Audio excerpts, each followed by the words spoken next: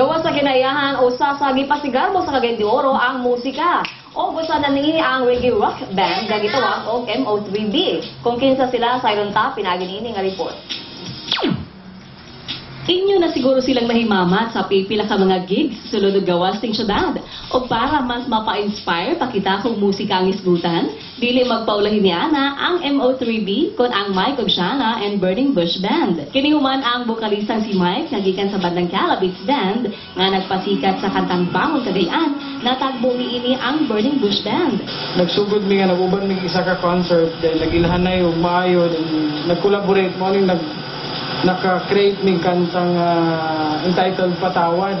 Sugod bilabing tuig human ang ilang pagkita o walay hunong ang ilaang pagtukar sa laing-laing okasyon o mga imbitasyon kanila sa mga events o bang lugar. Maka-make of original composition nga kanta and whatever the genre is sa among original composition na.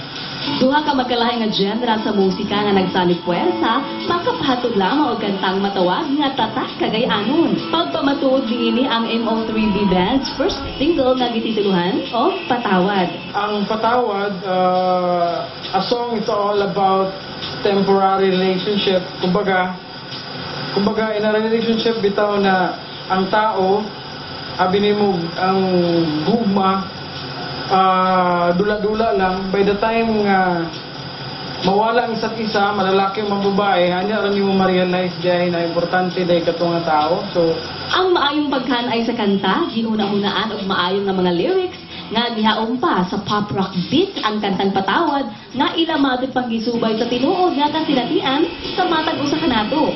The song is really calling for forgiveness. That's why the song is titled Patawad. No?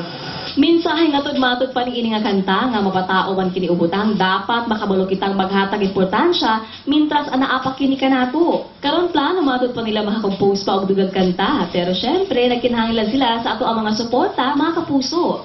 Hopefully katong gusto makadug pa or makakita sa video sa Patawad sa by MO3B, hopefully ma-upload na mo ni sa YouTube sooner or katong uban nga gusto pa maminaw, pwede rin kapag siya mag-request all over the station. I would like to call all Cagayanons and hopefully Mindanao, Visayas, and kung kaluoy ano makaabot ang Manila na suportahan ninyo ang MO3B. Unang adlaw sa serbisyo sa mga bagong konsehal sa syudad, may paigan-gilan sila og session.